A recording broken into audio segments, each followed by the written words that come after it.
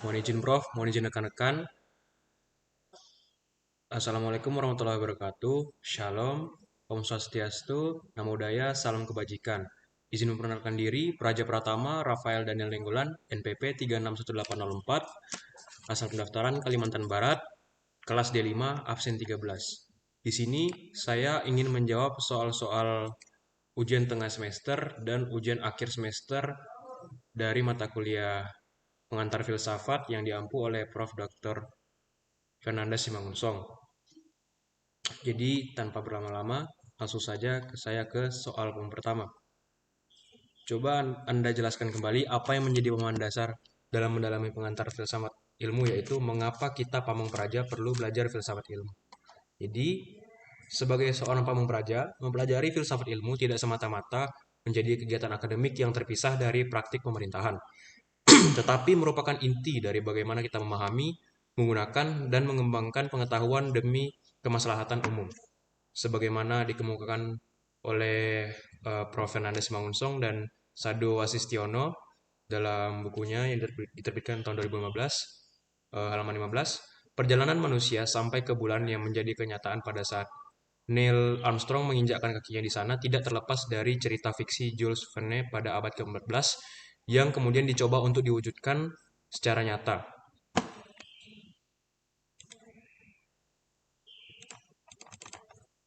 Ulangi.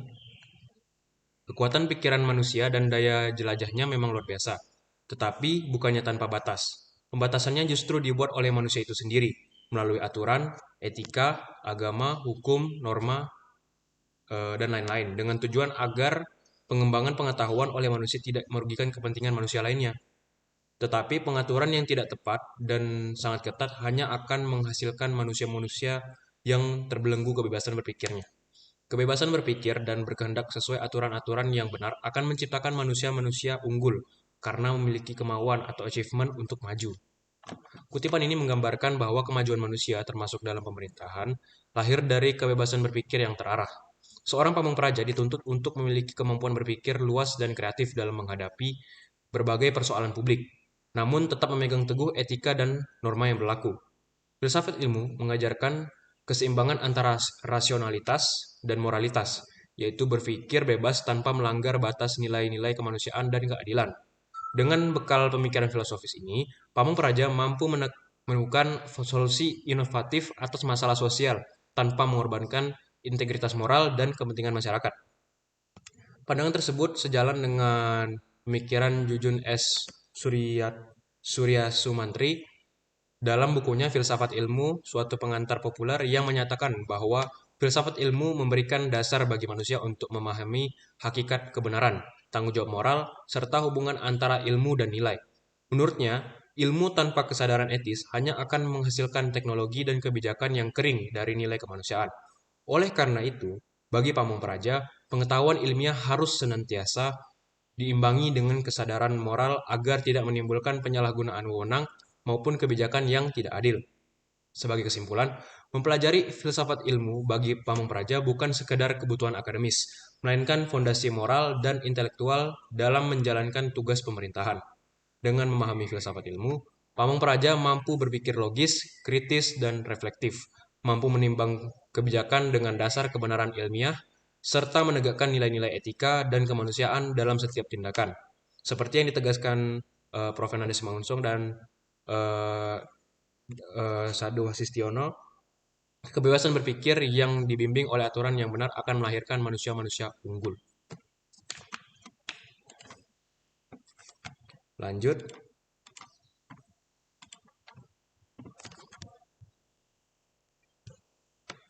Jelaskan pemahaman Anda tentang filsafat, dogma, dan ideologi. Filsafat, dogma, dan ideologi merupakan tiga konsep yang sebenarnya cukup sering kita dengar dalam kehidupan sehari-hari, tetapi masing-masing memiliki makna dan fungsi yang berbeda. Jika berbicara tentang filsafat, pada dasarnya filsafat adalah suatu upaya manusia untuk berpikir secara mendalam dan kritis mengenai segala sesuatu yang terjadi di dunia ini. Filsafat tidak puas dengan jawaban yang dangkal, melainkan berusaha menggali akar persoalan sampai menemukan alasan yang paling mendasar.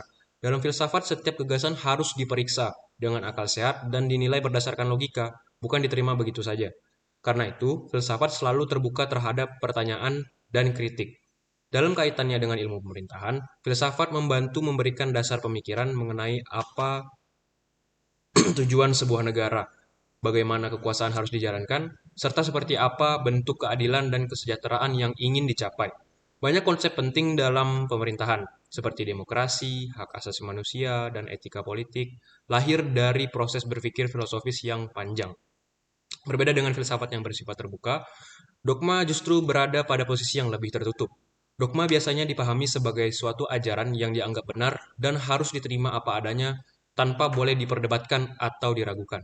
Dogma sering ditemukan dalam ajaran agama atau sistem kepercayaan tertentu yang dijadikan sebagai pedoman yang tidak boleh diganggu-gugat. Pengikutnya diharapkan mempercayai dogma berdasarkan keyakinan, bukan melalui proses argumentasi. Walaupun demikian, dogma mempunyai peran penting dalam menjaga kesatuan dan keteguhan suatu kelompok. Sebab tanpa dogma, keyakinan bersama bisa mudah tergoyahkan. Dalam konteks pemerintahan, unsur dogmatis kadang terlihat ketika sebuah negara memiliki nilai-nilai dasar yang harus dijunjung tinggi oleh seluruh warga negara. Namun, jika diterapkan secara berlebihan, sikap dogmatis dalam pemerintahan dapat menutup ruang dialog dan menghambat proses demokrasi yang sehat. Sementara itu, ideologi memiliki sifat yang lebih praktis. Ideologi adalah sekumpulan ide, nilai, dan cita-cita yang menjadi landasan dalam bertindak baik untuk individu maupun kelompok, termasuk negara. Jika filsafat memikirkan kebenaran pada tingkat konsep, ideologi berusaha menerapkan nilai-nilai tersebut dalam kehidupan nyata. Dalam ilmu pemerintahan, ideologi berfungsi sebagai pondasi dan arah penyelenggaraan negara. Ideologi bukan hanya gagasan abstrak, melainkan menjadi pedoman dalam menyusun kebijakan, hukum, serta strategi pembangunan. Contohnya dalam konteks Indonesia, Pancasila menjadi ideologi nasional yang menjadi dasar seluruh penyelenggaraan pemerintahan dan kehidupan bermasyarakat. Pancasila tidak hanya dipahami sebagai kumpulan nilai, tetapi juga diwujudkan dalam praktik pemerintahan seperti musyawarah, keadilan sosial, dan penghormatan terhadap keberagaman. Jika ketiganya dibandingkan, maka hubungannya antara filsafat, dogma, dan ideologi dapat dipahami sebagai satu kesatuan yang saling melengkapi. Filsafat menyediakan cara berpikir kritis untuk mencari kebenaran, dogma memberikan landasan keyakinan yang mempersatukan, dan ideologi mengarahkan tindakan untuk mencapai tujuan bersama. Dalam ilmu pemerintahan, pemahaman terhadap ketiga konsep ini penting agar praktik penyelenggaraan negara tidak hanya berdasarkan kekuasaan atau kepentingan semata, tetapi juga berpijak pada nilai moral, rasionalitas, dan cita-cita bersama untuk mewujudkan kehidupan masyarakat yang adil dan sejahtera. Lanjut ke pertanyaan nomor 3. Jelaskan pengertian ilmu dan pengetahuan. Baik. Secara sederhana dapat dikemukakan bahwa setiap ilmu adalah pengetahuan, sedangkan setiap pengetahuan belum tentu merupakan sebuah ilmu. Sebab ilmu adalah pengetahuan yang memiliki ciri-ciri tertentu yang membedakannya dengan pengetahuan-pengetahuan lainnya. Pengetahuan adalah segala sesuatu yang diketahui dan mungkin diketahui oleh manusia. Pengetahuan sifatnya sangat luas karena mencakup segala sesuatu yang diketahui oleh manusia sekarang ini maupun mungkin diketahui pada masa mendatang, baik yang bersifat empiris maupun yang bersifat non-empiris seperti contohnya santet, teluh, atau ilmu hitam. Lainnya adalah pengetahuan manusia sebagai cara-cara untuk menghancurkan musuh, tetapi sampai saat ini pengetahuan tersebut belum masuk kategori sebagai ilmu karena belum ada yang meneliti secara akademis dan kemudian menuliskannya untuk dikritisi oleh kalangan luar. Menurut Hoover, ilmu adalah seperangkat aturan dan bentuk guna penelitian yang diciptakan oleh orang-orang yang mengkehendaki jawaban yang handal. Sedangkan menurut Pudja Wiyatna berpendapat bahwa ilmu adalah deskripsi data pengalaman secara lengkap dan dapat dipertanggungjawabkan dalam rumus-rumus sederhana. Pada sisi lain, Van Forsen mengemukakan bahwa ilmu bukan abstraksi lagi, tetapi kesatuan metode yang melingkupi segala-galanya dan dalam kesatuan itu setiap ilmu memperoleh tempatnya. Dari setiap pendapat di atas dapat diturunkan esensi pengertian ilmu yaitu sebagai berikut. Berisi deskripsi data pengalaman, tersusun secara metodis dalam rumusan yang mudah dipahami, dan yang terakhir diciptakan karena sengaja untuk memperoleh jawaban yang handal mengenai persoalan alam dan sosial. Nah, ini tuh berbeda dengan pengetahuan. Ilmu memiliki ciri-ciri sebagai berikut. Memiliki objek tertentu, bersifat empiris, memiliki metode tertentu, sistematis, dapat ditransformasikan, dan yang terakhir bersifat universal dan bebas nilai. Sebagai sebuah bidang perhatian manusia yang sangat dinamis, ilmu berkembang karena munculnya berbagai paradigma baru yang digunakan untuk memahami gejala dan peristiwa yang diamatinya. Begitu pula dengan ilmu pemerintahan. Meskipun objek materia atau objek yang disoroti dan objek formanya, yaitu sudut pandang penyorotan, tidak berubah, tetapi dalam memandang dan menganalisis gejala dan peristiwa telah muncul berbagai paradigma baru. Di negara sedang berkembang seperti Indonesia, peranan pemerintah sangat dominan, yakni sebagai motor penggerak bidang pemerintahan, eh, pembangunan, dan kemasyarakatan. Masyarakat lebih banyak diposisikan sebagai objek dari pelaksanaan kekuasaan pemerintahan. Lanjut, soal nomor 4. Jelaskan tentang ciri-ciri ilmu. Baik, ciri-ciri ilmu itu yang pertama memiliki objek tertentu yang tadi. Nah, ini maksudnya itu setiap ilmu harus memiliki objek tertentu untuk dikaji. Pada awalnya hanya ada satu ilmu yakni filsafat, yang dianggap sebagai ibu segala ilmu atau mother of science.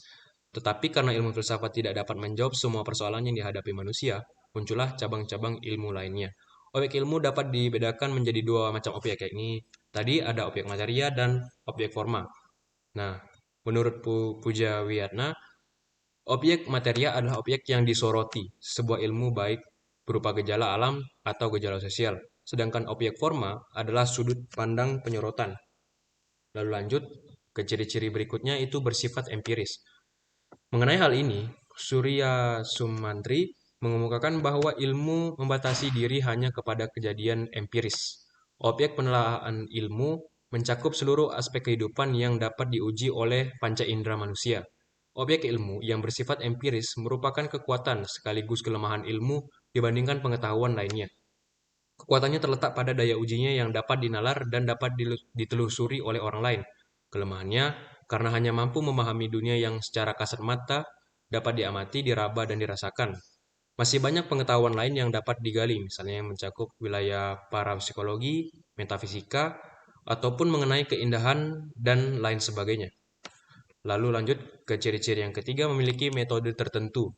Agar dapat dibedakan dengan ilmu-ilmu lainnya, sebuah ilmu perlu memiliki metode tersendiri. Selain memiliki objek forma dan yang berbeda-beda dengan ilmu-ilmu lainnya, sebuah ilmu yang sudah mapan biasanya memiliki metode yang khas, yang sangat berkaitan dengan objek forma ilmu yang bersangkutan. Tujuannya adalah agar semua gejala dan peristiwa khas dari objek forma ilmu bersangkutan dapat mudah dipahami dan dimengerti, yang pada gilirannya akan diperoleh pengetahuan yang benar.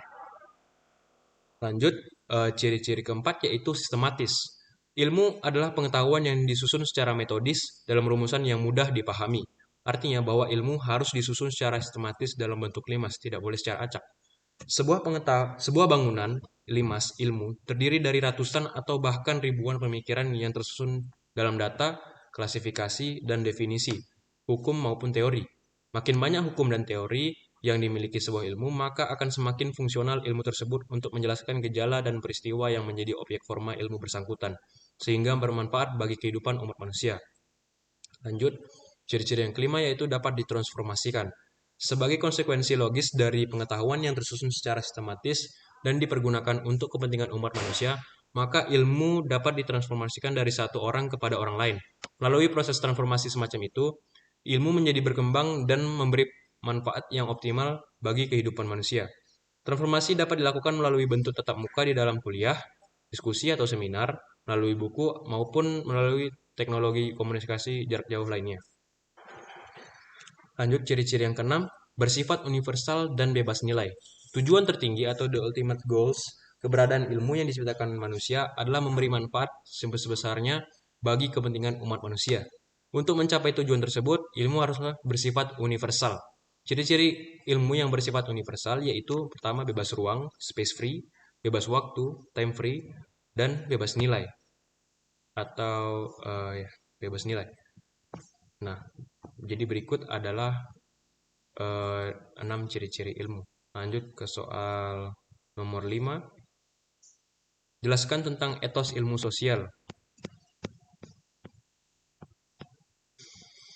Menurut tulisan Dahrendorf, bahwa ilmu sosial adalah sebuah konsep ambisius untuk mendefinisikan seperangkat disiplin akademik yang memberikan perhatian pada aspek-aspek kemasyarakatan manusia. Bentuk tunggalnya menunjukkan sebuah komunitas metode dan pendekatan yang saat ini hanya diamati oleh beberapa orang. Sedang bentuk jamaknya yakni ilmu-ilmu sosial mungkin adalah bentuk yang lebih tepat. Ilmu-ilmu sosial mencakup ekonomi, sosiologi, dan antropologi, dan ilmu politik dan pemerintahan, dan lain-lain. Di perbatasannya, ilmu-ilmu sosial menjangkau kajian individual atau psikologi sosial, serta kajian ilmiah, seperti biologi, sosial, geografi, sosial. Secara metodologis, ilmu-ilmu ini menunggangi pendekatan normatif atau hukum, filsafat sosial, teori politik, dan historis. Historis itu seperti sejarah sosial, sejarah ekonomi.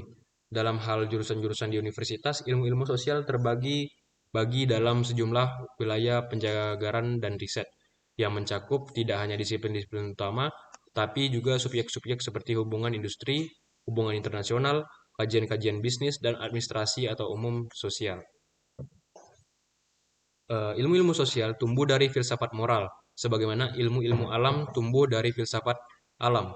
Sudah banyak diamati bahwa identitas ilmu-ilmu ini adalah berkat revolusi besar pada abad ke-18, yakni revolusi industri di Inggris dan revolusi Bourgeois di Prancis. Di kalangan filsuf Skotlandia pada masa itu, kajian ekonomi politik selalu diikuti dengan kajian isu-isu sosial yang lebih luas, meski tidak disebut sebagai ilmu sosial. Unggulnya positivisme pada awal abad ke-19 mengambil alih posisi filsafat moral. Positivisme menurut Auguste Comte menekankan sisi faktual dan bukan spekulatif, manfaat dan bukan kesia-siaan, kepastian bukan keraguan-raguan, ketepatan dan bukan kekaburan, positif dan bukan negatif atau kritis. Positivisme merupakan ilmu dalam pengertian materialisme sekaligus preskripsi abad ke-19. Comte meminjam istilah social science dari Charles Fourier untuk mendeskripsikan keunggulan disiplin sintetis dari bangunan ilmu. Pada saat yang sama, ia sedikit pun tidak ragu bahwa metode ilmu sosial, yang ia sebut juga sebagai fisika sosial, sama sekali tidak berbeda dari ilmu-ilmu alam. Lanjut soal nomor 6.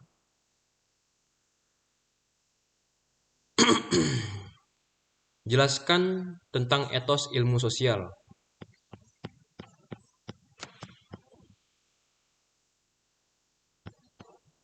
Untuk memperoleh kebenaran, baik kebenaran ilmiah maupun kebenaran sejati, manusia berusaha mengembangkan ilmu dan pengetahuan.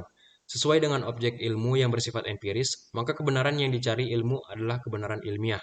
Seiring dengan perkembangan ilmu di dunia, teori pemerintahan pun mengalami pasang surut. Di Indonesia, ketika masa reformasi, sejumlah teori dan paradigma pemerintahan yang digunakan selama ini dipertanyakan karena tidak mampu membantu menjelaskan gejala dan peristiwa pemerintahan yang ada. Oleh karena itu, pemahaman konsep pemerintahan harus dilihat dalam gejala yang komprehensif. Sesuai dengan objek ilmu yang bersifat empiris, maka kebenaran yang dicari ilmu adalah kebenaran ilmiah.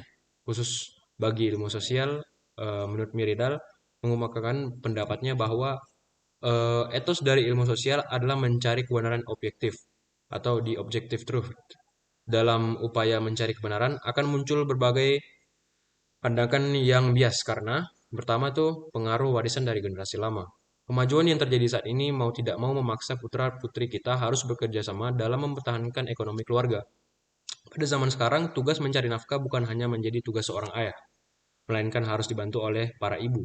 Paradigma lama dalam penyiapan generasi yang akan datang hanya berangkat dari kemampuan seorang ibu dalam mendidik anak-anaknya dan sang ayah hanya bertugas menyiapkan uangnya. Haruslah mulai bergeser dikarenakan konsep seorang ibu mendapat tugas menyiapkan sebuah generasi haruslah didukung oleh ibu yang luar biasa. Ibu yang luar biasa dan sukses di bidang pendidikan hingga ke jenjang yang paling tinggi, ibu yang luar biasa dalam memiliki kesempatan karir yang luas tanpa meninggalkan harkat dan martabatnya sebagai seorang ibu yang sukses. Sukses dalam pendidikan, sukses dalam berkarir, dan terpenting sekali sukses dalam menjaga keutuhan keluarga dan menghasilkan generasi-generasi yang luar biasa. Lalu selanjutnya itu pengaruh lingkup politik, ekonomi, sosial, dan budaya. Bias kebenaran di lingkungan masyarakat dipengaruhi oleh kepentingan penguasa sehingga masyarakat tidak berani membuat terobosan baru untuk menjunjung suatu kebenaran baik di bidang politik, ekonomi, sosial, dan budaya. Sebagai contoh, pada masa Orde Baru, buku yang berisi tentang dui fungsi ABRI maupun tentang seluk-beluk bisnis tentara sangat sulit diperoleh. Hampir tidak ada penulis Indonesia yang pernah membuat buku tentang dui fungsi ABRI, tetapi sebaliknya buku tersebut hanya ditulis oleh ahli-ahli negara lain seperti Australia dan Amerika. Begitu juga banyak kasus kejahatan kemanusiaan dan HAM yang terjadi di Indonesia, baik dari kasus kecil hingga kasus yang besar, banyak yang belum terselesaikan atau mungkin tidak akan diselesaikan karena kepentingan penguasa yang ada. Kasus-kasus yang tidak terselesaikan di atas ternyata semakin lama semakin bertambah. Memang sebuah kebenaran itu akan terasa sangat pahit. Namun demi kepentingan rakyat, mau tidak mau pemerintah harus bertindak dan bekerja demi kebenaran. Seperti contohnya ini ada kasus Tanjung Priok, kasus Aceh, kasus terbunuhnya Marsina, kasus terbunuh wartawan Udin, penculikan aktivis, peristiwa Trisakti dan Semanggi, peristiwa kekerasan pasca Jajak, pendapat di Timur Timur, pertikaian Ambon, pertikaian Poso, pertikaian Dayak dan Madura, kasus TKI Indonesia di Malaysia, bom Bali yang pertama, kasus terbunuhnya Munir, bom Bali yang kedua, dan kasus-kasus lain yang menggambarkan adanya konflik dengan latar belakang yang bervariasi menuntut kehadiran pemerintah yang berwibawa. Banyaknya kasus-kasus ini tidak terungkap dikarenakan pengaruh besar dari penguasa yang masih berpola pikir bahwa ada orang kecil dan orang besar. Ada si kaya dan si miskin, ada si bodoh dan si pintar. Ada yang lemah dan ada yang kuat. Ada yang vokal dan ada yang penurut. Ada yang harus ditindas dan ada yang harus dibela. Ada yang banyak uang, ada yang tidak punya uang. Ada kaum minoritas dan ada kaum mayoritas. Dan lalu yang terakhir, pengaruh individu yang bersangkutan. Individu terkadang sangat dominan dalam menerima suatu perubahan. Konsep idealisme terkadang mudah diterapkan pada masyarakat di tingkat menengah dan tingkat ke atas. Namun masyarakat di tingkat ini mudah sekali resisten atau melakukan penolakan apabila idealisme itu tidak berjalan sesuai dengan semestinya sehingga menimbulkan ketidakpercayaan atau distrust. Lanjut ke soal selanjutnya. Hmm,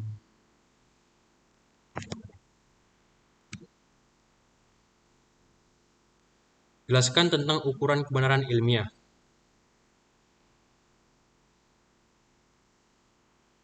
Perdebatan mengenai ukuran kebenaran ilmiah sudah ada sepanjang munculnya peradaban manusia. Dari berbagai literatur tentang filsafat ilmu, setidaknya ada 3 teori mengenai kriteria kebenaran ilmiah, yaitu yang pertama teori koherensi.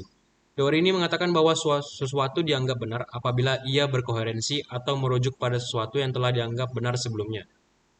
Teori ini banyak digunakan pada ilmu pasti dan ilmu alam, yang kemudian juga dianut di kalangan ilmu-ilmu sosial dan humaniora. Kebenaran koherensi dalam ilmu sosial terlihat pada rujukan teori dan konsep yang digunakan untuk menganalisis gejala dan peristiwa yang diamati. Hal tersebut nampak pada kerangka pemikiran maupun tinjauan pustaka yang digunakan. Teori koherensi mengatakan bahwa apabila aksioma satu sebagai sesuatu yang benar, maka dapat disusun beberapa dalil dari aksioma tersebut. Dalil-dalil tersebut benar karena merujuk pada aksioma yang telah diterima sebagai sebuah kebenaran. Teori koherensi ini mula-mula dikembangkan oleh Aristoteles. Teori koherensi telah memunculkan aliran yang dinamakan koherentisme, yakni nama yang diberikan pada teori-teori filosofi tertentu. Di dalam epistemologi modern, ada 2 tipe koherentisme, yakni the coherence theory of truth, the coherence theory of justification. Contoh kebenaran koherensi ini ada si A adalah manusia, maka si A pasti mati. Lalu, kepemimpinan adalah inti dari manajemen. PT Astra memperoleh Asian Award bidang pelayanan publik karena manajemennya bagus. Hal tersebut merupakan cerminan dari kepemimpinan yang unggul. Lalu lanjut, kedua itu ada teori korespondensi. Teori ini mengatakan bahwa sesuatu dianggap benar apabila berkorespondensi dengan fakta, data, dan informasi. Artinya bahwa kebenaran tersebut harus ditunjang oleh keadaan empirik. Kebenaran korespondensi juga memiliki kedalaman, dilihat dari orang yang mengamati fakta, mengumpulkan data, dan memberikan informasi yang benar.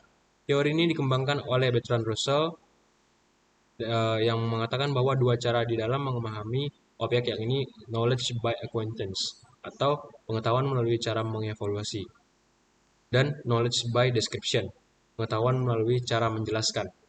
Russell mengatakan bahwa pengetahuan dikenali melalui data yang kita miliki. Disarikan dari Bertrand Russell View on Philosophy. Dikatakan oleh Russell dalam Surya Sumantri bahwa kebenaran adalah suatu sifat dan kepercayaan, dan diturunkan dari kalimat yang menyatakan kepercayaan dengan suatu fakta atau lebih di luar kepercayaan. Contoh kebenaran korespondensi itu, ibu kota negara Indonesia adalah Jakarta, bukan Kuala Lumpur. Ibu kota Provinsi Nanggro Aceh Darussalam adalah Banda Aceh. Tingkat kebenaran korespondensi seseorang juga bisa dilihat dari tingkat pendidikan, baik dalam mengamati fakta, mendapatkan data, dan memberikan informasi. Sebagai contohnya, anak TK itu eh, misalnya mengucapkan sebuah kalimat, ada kecelakaan di depan sebuah kampus jam 7 WIB pagi. Data korespondensi tambahan anak setingkat TK adalah jam 7 pagi. Nah, kalau anak SD itu ada kecelakaan di depan sebuah kampus jam 7 WIB pagi antara mobil Kijang dengan motor. Nah, tambahan untuk anak setingkat SD itu adalah ada tambahan mobil Kijang dan motor. Anak SMP ada kecelakaan di sebuah kampus jam 7 WIB pagi antara mobil Kijang dengan motor, korbannya satu orang wanita meninggal. Data korespondensi tambahan tuh untuk anak SMP adalah satu orang wanita meninggal. Lalu untuk seorang mahasiswa S1 ada kecelakaan di depan sebuah kampus jam 7 WIB pagi antara mobil Kijang dengan motor. Korbannya satu orang wanita yang meninggal, anak SMA negeri di sebuah kota Y, dan yang mengendarai mobil adalah seorang mahasiswa Fakultas A dari Universitas B. Data korespondensi ini tambahnya itu adalah eh, korbannya dari mana. Lalu yang terakhir, mahasiswa S2 dan S3 akan melihat fakta tersebut serta memberikan kebenaran korespondensi yang lebih mendalam, disertai dengan data yang bersifat time serial sehingga informasi ini tuh semakin valid atau tepat dan reliable atau ajak, misalnya data kecelakaan selama 3 tahun. Kejadian ini diperoleh menjadi gambaran bahwa mayoritas kecelakaan disebabkan karena faktor manusia atau human factor ataupun faktor teknik atau technical factor. Lalu ada yang tiga yaitu teori pragmatis mengatakan bahwa sesuatu dianggap benar apabila memberikan manfaat bagi kehidupan masyarakat. Artinya benar atau tidaknya suatu pernyataan akan diukur dari kemanfaatannya bagi kehidupan masyarakat. Teori ini dikembangkan oleh Charles Sanders Peirce. Eh, Kebenaran pragmatis dalam ilmu sosial terlihat dari kedalaman suatu kajian, sehingga kajian tersebut menyumbangkan kegunaan atau saran yang dapat dilaksanakan secara langsung atau saran praktis, maupun untuk kegunaan atau saran yang dapat menjadi dasar pengembangan ilmu di masa yang akan datang atau saran akademis.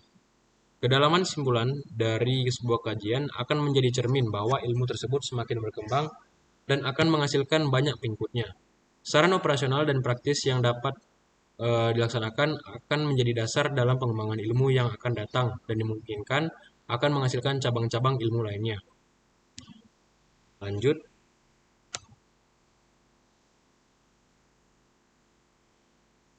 jelaskan tentang hubungan antara metodologi, metode, dan teknik.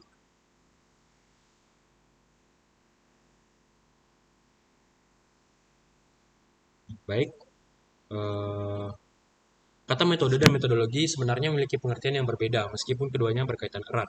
Dalam arti yang sesungguhnya, metode atau dalam bahasa Yunani metodos adalah cara atau jalan. Metode menurut Salim dan Slim dalam Silalahi 1999 dapat diartikan sebagai cara mendekati, mengamati, dan menjelaskan suatu gejala dengan menggunakan landasan teori. Sehubungan dengan upaya ilmiah, maka metode menyangkut masalah cara kerja, yaitu cara kerja untuk dapat memahami objek yang menjadi sasaran ilmu yang bersangkutan. Eh, itu menurut Punjaraningrat. Agar lebih jelas maksud pengertian di atas, maka maka kata metode dapat digabungkan dengan kata penelitian, sehingga memberi arti sempit bahwa metode penelitian senantiasa berhubungan dengan rancangan-rancangan atau prosedur-prosedur pengumpulan data dan analisis data.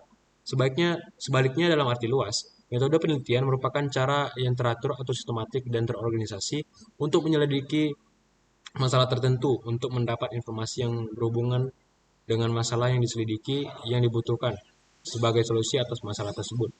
Cara yang dimaksud ialah dengan menggunakan metode ilmiah yang terdiri dari berbagai tahapan atau langkah-langkah. Siapapun yang melaksanakan penelitian dengan mengulang atau menggunakan metode penelitian yang sama akan memperoleh hasil yang sama pula. Sehubungan dengan uraian tentang metode di atas, maka tiap-tiap cabang ilmu, termasuk ilmu pemerintahan, mengembangkan metodologinya yang disesuaikan dengan objek studi ilmu-ilmu yang bersangkutan. Nah, pada sisi lain, Metodologi sebagai pengetahuan tentang metode, uraian tentang metode, metode menurut Routledge dan Paul dalam Selalahi sebagai sebuah logika dari penyelidikan ilmiah. Oleh karena itu, signifikansi dari pengertiannya tergantung pada kata metode. Implisit dari definisi metodologi adalah seperangkat prinsip-prinsip atau kriteria-kriteria melalui mana para metodologis dapat menilai kebenaran dari prosedur-prosedur. Kembali ke penjelasan di atas, bahwa metode adalah bagian dari logika. Maka perkataan metodologi atau bagian logika penelitian bersifat netral dan sama untuk semua disiplin ilmu. Namun perlu dicatat, karena penelitian ini dimulai dengan sesuatu yang tidak netral, maka meskipun metodenya netral, tapi kesimpulan yang ditarik itu tidak netral. Kesimpulan tersebut itu selalu berpihak dan menyebelah. Karena itu, sains selamanya termasuk juga pengembangannya tidak netral. Ada pertanyaan yang dapat dikaji bersama tentang benarkah bahwa yang penting itu cukup metodologi saja dan epistemologi itu tidak perlu. Metodologi tanpa ditunjang epistemologi hanya pandai menguak alam sehingga sampai pada pengetahuan yang baru. Namun dengan metodologi saja, orang menyangka bahwa ilmu barunya termasuk ilmu pemerintahan itu sudah bersifat netral. Ia tidak mengerti apa yang disebut sebagai netral itu, kecuali bila ia mempelajari epistemologi dari ilmu itu. Jika etimologi dipadukan dengan kata penelitian, maka tampak jelas seperti dikatakan oleh Sumarjono dalam Selalahi 1999 halaman 8, bahwa metode merupakan arti sempit dari metodologi. Jika metode penelitian menyangkut cara yang dipergunakan untuk melakukan penelitian, maka metodologi penelitian mengandung pengertian mengenai penjelasan tentang alasan penggunaan cara untuk melakukan penelitian yang dipilih. Jadi proses penelitian dikenal sebagai metode penelitian. Sedangkan studi tentang metode penelitian dinamakan metode penelitian. Bila metodologi ilmu atau logika itu sama untuk semua ilmu, teknik penelitian itu sifatnya khas untuk setiap disiplin ilmu. Secara logika, setiap orang tahu bahwa asam dan basa itu akan menghasilkan garam dan air. Namun, hanya pakar-pakar yang berkecimpung dalam ilmu kimia saja yang mengetahui bagaimana teknik mereaksikan asam dan basa. Ini terjadi dalam tabung reaksi yang asing bagi pakar-pakar yang berkecimpung di bidang atau disiplin ilmu lain. Bila metodologi atau logika itu sama untuk semua ilmu, ingat, teknik penelitian itu sifatnya khas untuk setiap disiplin ilmu. Lanjut, soal yang I, terakhir. Jelaskan tentang ontologi, epistemologi, dan aksiologi.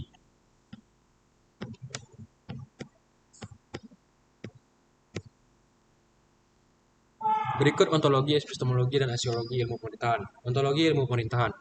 Ontologi ilmu pemerintahan dapat dilihat dari objek-objek tertentu yang mempunyai keserupaan satu sama lainnya. Adapun objek ilmu pemerintahan dapat dibagi menjadi dua, yaitu objek materia, ilmu pemerintahan adalah negara. Objek forma, ilmu pemerintahan adalah hubungan negara dengan rakyatnya dalam konteks kewenangan dan pelayanan publik. Secara ontologi, ilmu pemerintahan memiliki objek materia yang sama dengan ilmu-ilmu lain, yaitu ilmu politik, ilmu negara, ilmu hukum tata negara, dan ilmu administrasi negara dalam ikatan metodologis. Ilmu yang mempunyai objek materia sama akan memiliki hubungan yang sangat erat, saling mempengaruhi, dan saling meminjam konsep dan teori. Berikut penjelasan lebih lanjut mengenai objek materi ilmu pemerintahan, yaitu sebagai berikut. Ilmu pemerintahan adalah ilmu yang mempelajari bagaimana organisasi tertinggi suatu negara, yakni pemerintah, berhubungan dengan rakyatnya dalam kaitan hak dan kewajiban kepada warga negara. Sebaliknya, warga negara mempunyai hak dan kewajiban kepada negara. Pola-pola hubungan bagaimanakah yang seharusnya dilakukan oleh pemerintah dengan rakyatnya? Hal ini akan sangat bergantung pada bentuk negara dan sistem politik yang dianutnya. Pada negara demokratis dengan asas good governance, hubungan antara rakyat dengan pemerintah bersifat heterarkis. Antara rakyat, sektor pemerintah, dan sektor usaha berkedudukan sejajar yang berbeda fungsinya. Pada negara dengan sistem pemerintahan otoriter, hubungan rakyat dengan pemerintahnya bersifat hierarkis. Contohnya Myanmar, Korut. Pemerintah dalam posisi superior menguasai dan memerintah rakyat. Pada sisi lain, rakyat diposisikan sebagai pihak yang diperintah. Konteks kewenangan di sini dimaksudkan bahwa yang dijalankan oleh pemerintah adalah suatu yang sah secara hukum. Kewenangan atau authority adalah kekuasaan yang sah atau legitimate power. atas kekuasaan yang terlembagakan atau institutionalized power. Pemberian pelayanan di sini dimaksudkan bahwa pemerintah sebagai public servant yang tugas utamanya memberi pelayanan kepada rakyatnya. Terlebih lagi pada negara demokrasi berkedaulatan rakyat, di mana kedaulatan memang berada di tangan rakyat. Jenis-jenis pelayanan yang diberikan oleh pemerintahan itu meliputi pelayanan pertahanan, yakni mencegah serangan dari luar maupun dari dalam yang dapat mengancam eksistensi negara, pelayanan hubungan dengan negara lain dan dunia internasional, pelayanan pemenuhan kebutuhan dasar atau basic needs seperti pendidikan, kesehatan, lapangan pekerjaan, fasilitas umum, dan lain-lain, pelayanan pemenuhan kebutuhan, pengembangan sesuai potensi masyarakat, pelayanan pemenuhan kebutuhan pengembangan sesuai potensi masyarakat, pelayanan administrasi berupa izin, surat keterangan, dokumen-dokumen dari negara seperti paspor dan lain-lain, pelayanan residual sesuai kebutuhan masyarakat secara spesifik. Prinsipnya tidak boleh ada kekosongan pelayanan publik. Intinya itu, prinsipnya tidak boleh ada kekosongan pelayanan publik. Lalu lanjut ada epistemologi ilmu pemerintahan. Epistemologi atau teori pengetahuan membahas secara dalam segenap proses yang terlihat dalam usaha untuk memperoleh pengetahuan. Ilmu merupakan pengetahuan yang didapat melalui proses tertentu yang dinamakan metode keilmuan. Metode inilah yang membedakan ilmu dengan buah pemikiran yang lainnya. Dengan perkataan lain, ilmu adalah pengetahuan yang diperoleh dengan menerapkan metode keilmuan, sehingga epistemologi sebuah ilmu senantiasa berkaitan dengan metodologi ilmu tersebut dan dapat menjelaskan ciri khas dari ilmu tersebut. Epistemologi ilmu pemerintahan senantiasa berkaitan dengan metodologi ilmu pemerintahan dan ciri khas ilmu pemerintahan. Lalu selanjutnya itu ada aksiologi ilmu pemerintahan. Nilai kegunaan sebuah ilmu akan sangat tergantung pada pelaksanaan fungsi-fungsi ilmu bagi kepentingan umat manusia. Ada 5 fungsi ilmu, yaitu sebagai berikut. Fungsi mendeskripsikan dari ilmu adalah untuk memberikan gambaran-gambaran, definisi-definisi mengenai objek yang dikaji suatu ilmu. Ilmu yang sudah maju memiliki definisi yang lengkap mengenai berbagai gejala dan peristiwa objek ilmu sehingga dapat menggambarkan dengan lebih cermat. Lalu ada yang kedua, fungsi menjelaskan dari ilmu adalah fungsi untuk melihat kaitan antara sebab dan akibat atau hubungan kausalitas dari suatu gejala dan peristiwa. Lalu ada fungsi memverifikasi. Ilmu adalah yaitu ilmu yang berfungsi untuk menguji berbagai proposisi atau teori untuk diuji kebenarannya dengan fakta empirik. Melalui verifikasi dapat diperoleh 3 kemungkinan, yaitu memperkuat proposisi atau teori, menolak proposisi atau teori, atau menerimanya dengan berbagai modifikasi. Lalu yang keempat ada fungsi memprediksi. Ilmu adalah untuk memperkirakan keadaan masa mendatang dengan berdasarkan keadaan saat sekarang. Dan yang terakhir, fungsi membentuk teori adalah fungsi ilmu yang paling tinggi, yang sekaligus merupakan akumulasi dari fungsi-fungsi ilmu lainnya. Nah, jika kita melihat fungsi ilmu di atas secara aksiologi, ilmu pemerintahan mungkin belum sepenuhnya dapat menjalankan fungsi ilmu tersebut. Kehidupan ilmu pemerintahan bagaikan kerakap di atas batu. Hidup segan, mati tak mau. Berikut alasannya. Ilmu pemerintahan kekurangan konsep dan teori sebagai alat analisis, sehingga kurang menjelaskan gejala dan peristiwa aktual. Ilmu pemerintahan kekurangan pendukung dan peminat yang memiliki kepedulian untuk mengembangkan ilmu dan kemahiran pemerintahan, sebab sebagian besar pendukungnya berada di lingkungan birokrasi yang terbelenggu oleh kultur yang tidak dinamis. Praktisi-praktisi ilmu pemerintahan, khususnya birokrasi sebagai pengguna ilmu pemerintahan tidak memiliki tradisi menulis, sehingga berbagai fakta empirik menjadi tidak bermakna. Berbeda dengan praktisi manajemen bisnis yang banyak menulis. Banyak keilmuan lain, terutama dari ilmu politik, yang masih meragukan eksistensi ilmu pemerintahan. Mereka masih menganggap ilmu pemerintahan hanya sekadar cabang dari ilmu politik. Lalu ada ahli-ahli di bidang ilmu pemerintahan kurang mendapat penghargaan dan pengembangan karirnya. Banyak jabatan di pemerintahan yang memerlukan keahlian ilmu pemerintahan saat ini diisi oleh berbagai disiplin ilmu lainnya tanpa memperhatikan kompetensinya.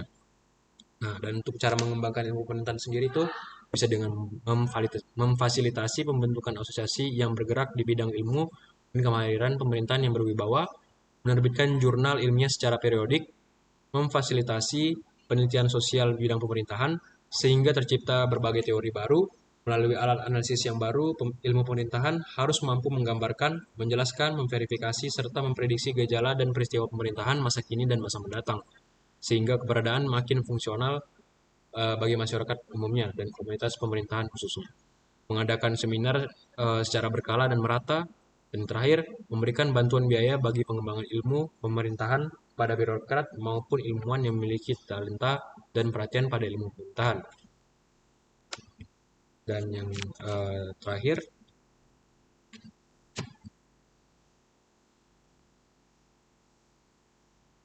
yaitu jelaskan tentang pemerintah dan pemerintahan. Definisi. Oke.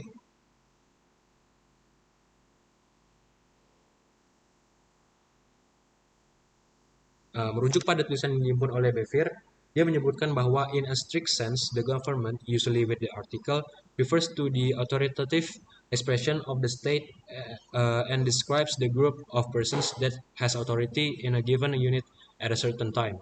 Jadi dalam arti sempit, kata pemerintahan merujuk pada wujud kewenangan negara dan diarahkan pada sekelompok orang yang memiliki kewenangan pada unit tertentu pada saat tertentu. Pemerintah memang selalu dikaitkan dengan kewenangan atau authority, sedangkan politik berkaitan dengan kekuasaan atau power. Sebab kewenangan adalah kekuasaan yang sah atau legitimate power, yang biasanya didasarkan atas hukum. Pada bagian lainnya, Bevere mengungkapkan mengenai pemerintahan dalam arti luas sebagai berikut, yaitu in a broader sense, government, usually without the article, is the way of governing a given entity at a certain time. Government is an abstract term referring to the method, range, purpose, and degree of control of society by state. Jadi dalam arti luas, pemerintah adalah cara untuk memerintah entitas tertentu pada saat tertentu pula. Kata pemerintah merujuk pada metode tertentu, tujuan, dan tingkatan pengendalian masyarakat oleh negara. Menurut The Free Dictionary, kata government sebagai noun mempunyai 7 arti yang sangat bervariasi sebagai berikut.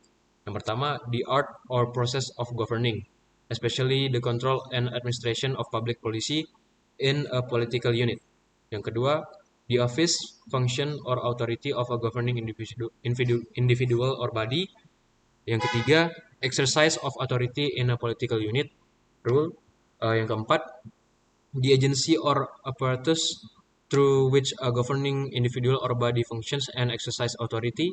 Yang kelima, governing body or organization as a the ruling political party or coalition of political parties in a parliamentary system, the cabinet in a parliamentary system, the persons who make up a governing body, dan yang keenam, a system or policy by which a political unit is governed. Yang ketujuh, administration or management of an organization, business, or institution. Jadi hal tersebut adalah pengertian kata government menurut The Free Dictionary. Nah, dari definisi di atas dapat diperoleh pemahaman bahwa kata government atau pemerintah memiliki pengertian yang sangat luas. Kata tersebut dapat mencakup orang atau badan yang secara politik diberi kewenangan memerintah suatu entitas tertentu atau sebuah kiat dalam menjalankan proses memerintah ataupun sebuah sistem atau kebijakan memerintah. Tetapi kata tersebut dapat juga menunjuk pada administrasi atau manajemen dari suatu organisasi yang menjalankan fungsi pemerintah atau suatu entitas politik tertentu. Pilihan makna dari kata pemerintah akan sangat tergantung pada konteksnya. Dari definisi kata government, di atas dapat ditarik sebuah intisari bahwa pemerintah berkaitan erat dengan kewenangan atau authority, bukan dengan kekuasaan atau power. Meskipun kewenangan adalah salah satu bentuk kekuasaan, yakni kekuasaan yang sah atau yang tadi legitimate power, definisi kewenangan atau authority menurut managementinnovationswordpress.com adalah the right to perform or command. It allows its holder to act in certain designated ways and to directly influence the actions of others through orders. Selanjutnya, dari website tersebut juga menjelaskan bahwa ada 3 tipe otoritas, yakni line of authority, staff authority, functional authority. Selanjutnya dikatakan bahwa line authority adalah the most fundamental authority within an organization, reflects existing superior subordinate relationship. It consists of the right to make decisions and to give order concerning the production, sales, or finance-related behavior of subordinates. Jadi pada dasarnya, line authority digambarkan sebagai kewenangan yang paling mendasar dalam sebuah organisasi, yang dapat menggambarkan adanya hubungan antara atasan dan bawahan, yang menjelaskan hak masing-masing dalam membuat sebuah keputusan, memberikan dan menjalankan perintah, menggambarkan perilaku, dan menjelaskan mekanisme keuangan. Sedangkan kewenangan staff atau staff authority consists of the right to advise or assist those who possess line authority as well as other staff personnel. Nah, staff authority menjelaskan kewenangan dalam melakukan kehubungan antara staff dan staff atau unit lain dengan diberikannya hak dalam membantu dan memberikan masukan atau nasihat untuk kemajuan organisasi. Sedangkan kewenangan fungsional atau functional authority dimaknai sebagai consists of the right to give orders within a segment of the organization in which this right is normally non-existent. Kewenangan fungsional merupakan kewenangan yang khusus dan ditempatkan di tempat yang khusus untuk memajukan sebuah organisasi. Baik, sekian soal-soal dan penjelasan dari jawaban-jawaban ujian tengah semester. Lanjut ke soal-soal dan penjelasan ujian akhir semester.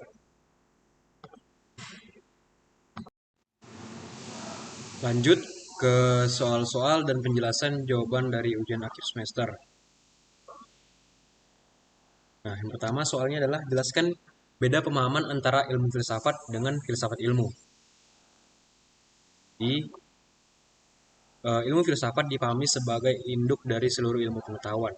Filsafat berfungsi sebagai cara berpikir yang mendasar, radikal, dan menyeluruh untuk mencari hakikat kebenaran tentang realitas manusia dan kehidupan.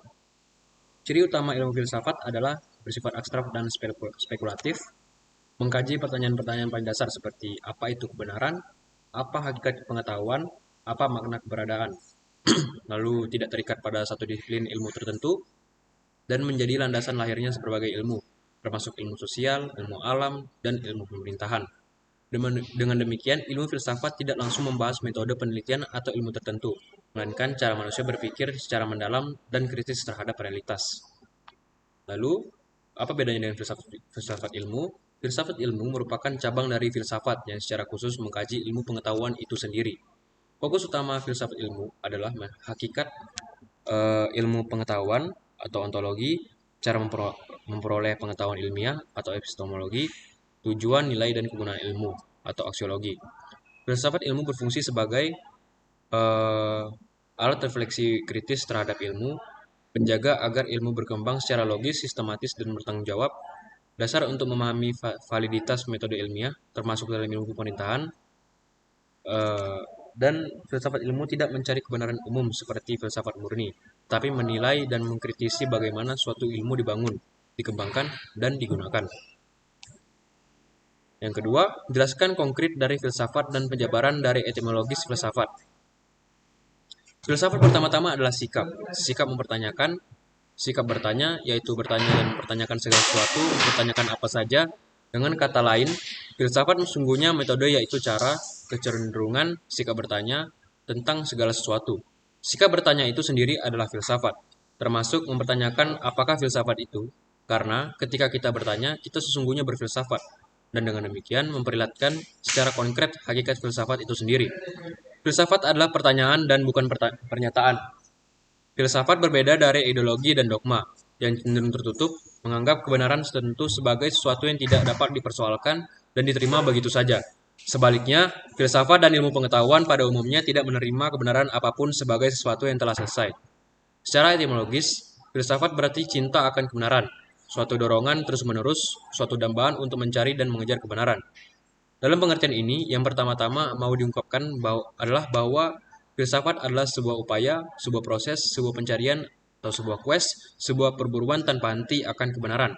Karena itu, cinta atau filio dalam filosofia tidak dipahami pertama-tama sebagai kata benda yang statis, yang given, melainkan sebagai sebuah kata kerja atau sebuah proses. Secara metodologis, dalam gejala terbentuknya pengetahuan manusia dapat dibedakan menjadi dua kutub. Ada si pengenal dan kutub yang dikenal atau antara subjek dan objek, kendati keduanya dapat dibedakan secara jelas dan tegas, keduanya harus ada. Keduanya merupakan satu kesatuan asasi bagi terwujudnya pengetahuan manusia. Yang ketiga, pertanyaannya jelaskan pemahaman tentang siapakah sosok filsuf. Baik, seorang filsuf bukan sekedar seseorang yang menguasai teori atau sejarah filsafat, tapi manusia yang memiliki sikap hidup reflektif, kritis, dan bertanggung jawab secara moral terhadap realitas yang dihadapinya. Beberapa poin penting tentang sosok filsuf menurut beliau dapat dijelaskan sebagai berikut. Pencari kebenaran yang reflektif, itu filsuf adalah pribadi yang tidak menerima realitas begitu saja. Dia selalu bertanya tentang hakikat atau apa ontologinya, cara proses mengetahui atau epistemologinya, dan nilai atau manfaat aksiologi dari segala sesuatu. Berpikir filsafati berarti merenung secara mendalam, bukan sekadar menghafal konsep. Lalu berpikir kritis dan rasional, filsuf harus mampu menggunakan akal sehat secara sistematis dan logis, berani mengkritisi pandangan umum, tradisi, bahkan kebijakan publik, selama kritik itu didasarkan pada argumentasi yang rasional dan etis. Lalu, berorientasi pada nilai dan etika. Seorang filsuf tidak berhenti pada pemikiran abstrak. Ia harus peduli pada nilai kemanusiaan, keadilan, dan kebaikan bersama. Karena itu, filsafat menurut Prof sangat berkaitan dengan moral, etika, publik, dan tanggung jawab sosial. Lalu, menghubungkan teori dengan praktik atau praksis dalam konteks ilmu pemerintahan dan sosial, filsuf adalah sosok yang mampu menjembatani teori dan realitas. Pemikiran filsafat harus memberi arah bagi tindakan nyata dalam kehidupan bermasyarakat, berbangsa, dan bernegara. Lalu, eh, sikap intelektual yang rendah hati. Filsuf sejati bukan orang yang merasa paling benar. Justru ia sadar bahwa kebenaran selalu terbuka untuk dikaji ulang. Keraguan metodis dan keterbukaan terhadap dialog menjadi ciri-ciri penting seorang filsuf. Nah, kesimpulannya adalah filsuf adalah manusia pembelajar sepanjang hayat dan berpikir kritis, reflektif, dan etis, serta mampu memberi makna dan arah bagi kehidupan manusia dan penyelenggaraan negara. Filsafat bukan hanya ilmu berpikir, tetapi sikap hidup yang bertanggung jawab. Lanjut, jelaskan pemahaman tentang fenomenologi filsafat.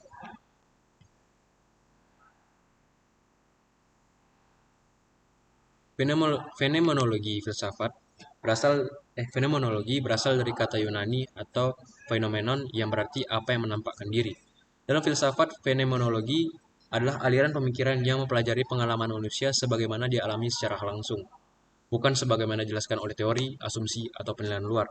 Tokoh utamanya adalah Edmund Husserl yang menekankan bahwa fenomenologi berusaha kembali pada benda itu sendiri, atau Zudensationsurgs. Artinya fenomenologi tidak langsung menilai benar atau salah, tidak mendahulukan teori, tidak terjebak pada prasangka. Fenomenologi adalah pendekatan untuk memahami realitas berdasarkan kesadaran, pengalaman, dan makna hidup dalam diri manusia, terutama dalam konteks sosial dan pemerintahan. Fenomenologi tidak berhenti sebagai metode filsafat murni, tapi menjadi cara berpikir kritis untuk memahami realitas sosial dan pemerintahan dari pengalaman nyata pelaku dan masyarakat. Ciri-ciri utama fenomenologi filsafat itu adalah berfokus pada pengalaman subjek. Fenomenologi memandang manusia sebagai subjek sadar yang mengalami dunia, bukan sekadar objek yang dia mati. Lalu menangguhkan penilaian atau approach. Peneliti atau pemikir menunda prasangka, opini, dan teori agar fenomena dapat dipahami apa adanya. Lalu mencari makna atau meaning. Tujuan utama fenomenologi bukan menjelaskan sebab akibat, melainkan memahami makna pengalaman hidup manusia. Dan kesadaran selalu bersifat intensional. Kesadaran manusia selalu tentang sesuatu. Berpikir, merasa, dan bertindak selalu memiliki objek makna. Nah, secara umum, fenomenologi digunakan untuk memahami pengalaman sosial, pengalaman politik, pengalaman keagamaan, dan pengalaman etis dan moral manusia.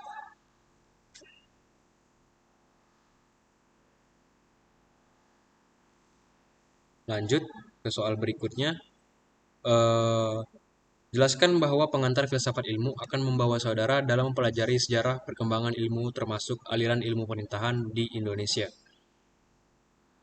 Pengantar filsafat ilmu merupakan mata kuliah dasar yang sangat penting bagi seorang praja dalam membentuk pola pikir ilmiah dan sikap akademik. Melalui mata kuliah ini, seorang praja diperkenalkan pada cara memahami ilmu pengetahuan secara mendasar, tidak hanya sebagai kumpulan teori dan konsep, tetapi sebagai hasil dari proses berpikir manusia yang panjang, berkembang, dan dipengaruhi oleh kondisi sosial serta sejarah zamannya. Oleh karena itu, mata kuliah pengantar filsafat ilmu menjadi pintu awal bagi seorang praja untuk mempelajari sejarah perkembangan ilmu pengetahuan termasuk ilmu pemerintahan di Indonesia. Nah, dalam pengantar filsafat ilmu, seorang pelajar mempelajari tiga landasan utama ilmu pengetahuan yaitu ontologi, epistemologi, dan aksiologi. Ontologi membantu seorang pelajar memahami apa yang menjadi objek kajian suatu ilmu. Epistemologi menjelaskan bagaimana dan aksiologi membimbing seorang pelajar memahami tujuan serta manfaat ilmu bagi kehidupan masyarakat dan negara. Melalui pemahaman ketiga landasan ini, seorang pelajar dapat menelusuri bagaimana suatu ilmu lahir, berkembang, dan mengalami perubahan sesuai dengan kebutuhan masyarakat dan dinamika pemerintahan. Nah, pengantar filsafat ilmu juga membawa seorang peraja untuk memahami bahwa perkembangan ilmu pengetahuan berlangsung melalui tahapan sejarah dan pergeseran cara pandang. Pada masa awal ilmu berkembang melalui pemikiran filsafat klasik yang bersifat normatif dan spekulatif. Selanjutnya pada era modern muncul pemikiran rasionalisme dan empirisme yang menekankan peran akal dan pengalaman sebagai sumber utama pengetahuan. Perkembangan ini kemudian melahirkan positivisme yang menuntut ilmu yang bersifat objektif, sistematis, dan dapat dibuktikan secara empiris.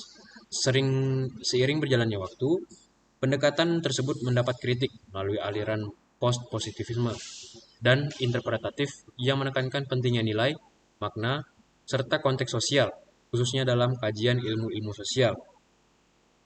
Nah, pemahaman terhadap sejarah dan aliran filsafat ilmu tersebut menjadi bekal penting bagi seorang peraja dalam mempelajari ilmu pemerintahan. Ilmu pemerintahan di Indonesia berkembang seiring dengan dinamika ketatanegaraan dan kebutuhan penyelenggaraan pemerintahan. Pada tahap awal, kajian ilmu pemerintahan banyak dipengaruhi oleh pendekatan hukum dan administrasi negara yang memandang pemerintahan sebagai pelaksana peraturan perundang-undangan. Pendekatan ini menekankan aturan, kepastian hukum, dan struktur kewenangan dalam penyelenggaraan pemerintahan. Seiring berkembangnya zaman, ilmu pemerintahan di Indonesia juga dipengaruhi oleh pendekatan politik yang melihat pemerintahan sebagai proses pengambilan keputusan dan interaksi antara negara dan masyarakat. Selanjutnya berkembang pendekatan manajerial dan administrasi publik yang memandang pemerintahan sebagai organisasi yang harus dikelola secara efektif dan efisien. Pada perkembangan yang lebih mutakhir, muncul pendekatan tata kelola pemerintahan yang menekankan prinsip partisipasi masyarakat, transparansi, akuntabilitas, dan keadilan dalam penyelenggaraan pemerintahan. Nah, melalui pengantar filsafat ilmu, seorang pelajar dapat memahami bahwa setiap aliran dalam ilmu pemerintahan memiliki dasar pemikiran dan cara pandang yang berbeda. Pemahaman ini membantu seorang peraja untuk tidak melihat ilmu pemerintahan secara sempit, melainkan secara menyeluruh dan kontekstual. Dengan bekal tersebut, seorang peraja mampu menilai relevansi berbagai aliran ilmu pemerintahan dalam praktik pemerintahan Indonesia yang berlandaskan Pancasila dan UUD 1945. Dengan demikian, pengantar filsafat ilmu berperan sebagai landasan awal yang membawa seorang peraja untuk memahami sejarah perkembangan ilmu pengetahuan sekaligus aliran-aliran ilmu pemerintahan di Indonesia. Mata kuliah ini membekali seorang peraja dengan kemampuan berpikir kritis, logis, dan reflektif sebagai dasar dalam menjalani pendidikan kepemimpinan dan mempersiapkan diri menjadi aparatur pemerintahan yang berintegritas, profesional, dan berorientasi pada kepentingan masyarakat, bangsa, dan negara. Lanjut, soal nomor 6. Jelaskan fungsi ilmu. Baik. Semua proses knowledge management bagi sebuah ilmu ibarat dua sisi mata uang, di mana di satu sisi bicara tentang metodologi penelitian, ilmu pemerintahan juga harus memiliki dua eh, mata sisi tersebut, sehingga kajian ilmu pemerintahan akan dapat berevolusi, berkembang, dan menjalankan semua fungsi ilmu, yaitu fungsi mendeskripsikan, to describe, fungsi menjelaskan, to explain, fungsi memverifikasi, to verificate, fungsi memprediksikan, to predict, dan fungsi membentuk teori, teori formulation. Lanjut, soal nomor 7. Jelaskan paradigma ilmu pemerintahan yang lama dan paradigma yang baru.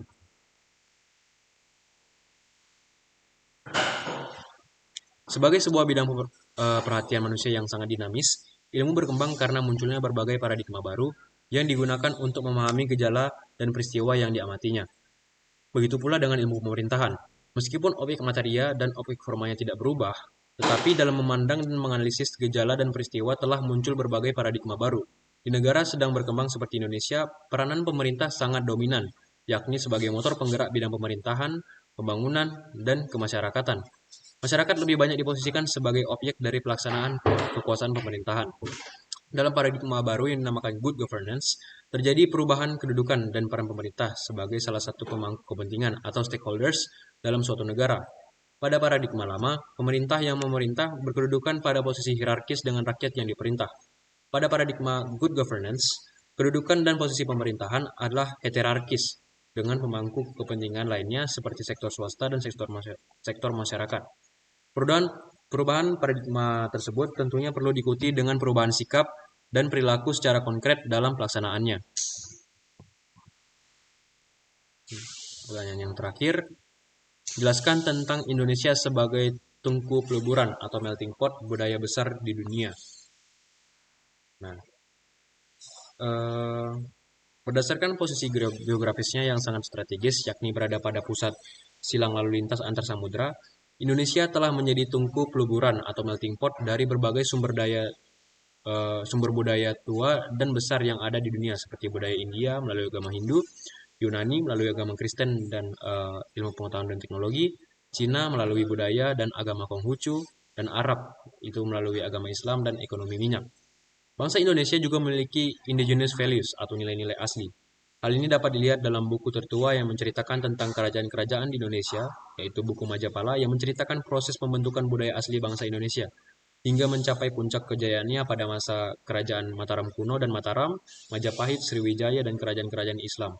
Indonesia diibaratkan sebagai tengku peleburan berbagai budaya besar dan tua yang ada di dunia, yang kemudian berpadu dengan budaya asli yang sudah ada di Indonesia sebelumnya, yakni budaya suku-suku yang membentuk bangsa Indonesia. Budaya asli Indonesia pada awalnya dipengaruhi oleh kebudayaan India dengan adanya unsur utamanya adalah agama Hindu. Kerajaan Hindu tertua telah ada di Kalimantan dan dalam perkembangannya unsur agama Hindu lebih besar berkembang di Pulau Jawa dengan ditemukannya candi-candi Hindu dan Buddha. Unsur utama dari budaya India adalah penanaman rasa cinta akan tanah air dan sifat satria. Kenyataan tersebut dapat dilihat di negara India sebagai sumber awal dari ajaran agama Hindu. Pendiri negara atau the founding father India yakni Mahatma Gandhi menanamkan jiwa cinta tanah air melalui kecintaannya terhadap produk-produk dalam negeri. Masuknya unsur kebudayaan Arab di sepanjang perairan Indonesia yang dibawa oleh para pedagang Gujarat melalui agama Islam memberi pengaruh sangat besar terhadap bangsa Indonesia. Hal ini nampak dari mayoritas penduduk Indonesia yang beragama Islam. Bangsa Indonesia yang awalnya beragama Hindu kuno dan kepercayaan animisme dan dinamisme perlahan-lahan menganut agama Islam tanpa proses penaklukan wilayah seperti penyebaran agama Islam pada awalnya. Ajaran agama Islam di Indonesia jauh lebih moderat dibandingkan dengan negara-negara Islam di Timur Tengah. Proses penyebaran agama yang dibawa oleh para pedagang Gujarat menjadi warna tersendiri dari dulu hingga saat ini. Warna kerukunan bangsa Indonesia menjadi trademark tersendiri. Ajaran agama Islam menjadi lokomotif untuk hidup saling melindungi dan menjaga keutuhan NKRI. Walaupun pada saat ini ada kerikil-kerikil kecil yang mengatasnamakan agama Islam yang ingin mengubah bentuk NKRI menjadi negara Islam. Nah, selain unsur kebudayaan Arab, unsur kebudayaan Cina telah lama masuk ke Indonesia melalui agama Konghucu dan teknologi seperti sutra, mesiu, roda, dan mesin cetak. Jejak pengaruh kebudayaan Cina nampak dengan adanya wilayah pecinaan tertua di Indonesia yaitu Kalimantan Barat, Cina Singkawang, di Banten ada Cina Benteng Tangerang, di Riau ada Cina Bagan Siapi-api Rokan Hilir, di Bangka Belitung ada Cina Bangka, dan di Kepulauan Riau ada Cina Kepulauan Anambas Tarempa. Kebudayaan Cina selama ini dipinggirkan. Ada tanggapan bahwa masyarakat Cina dan kebudayaannya yang ada di Indonesia adalah masyarakat yang eksklusif dan tidak mau berbaur atau berasimilasi dengan masyarakat pribumi. Kondisi tersebut tidak dapat disalahkan karena kolonial Belanda saat menjajah di Indonesia telah membuat kasta utama. Masyarakat Cina yang hidup dalam perdagangan dan pengobatan dikategorikan dalam kasta kedua dan bangsa Indonesia yang saat itu dijajah menjadi masyarakat pada kasta ketiga. Namun saat ini sejarah Indonesia telah mencatat dan membuktikan bahwa masyarakat Cina yang ada di Indonesia adalah bagian yang tidak terpisahkan dalam sejarah perjuangan kemerdekaan Indonesia. Masyarakat Cina yang selama ini tertutup, perlahan-lahan mulai berasimilasi. Agama Konghucu pada masa Orde Baru tidak diakui oleh negara. Pada masa Presiden Republik Indonesia yang keempat, yaitu eh, Gus Dur, kemudian diakui sebagai agama resmi di Indonesia. Baik, sekian jawaban dan penjelasan dari ujian tengah semester dan ujian akhir semester. Mohon maaf jika ada salah kata dan eh, kurangan. Sekian dari saya. Assalamualaikum warahmatullahi wabarakatuh. Shalom, Namo Buddhaya, salam kebajikan.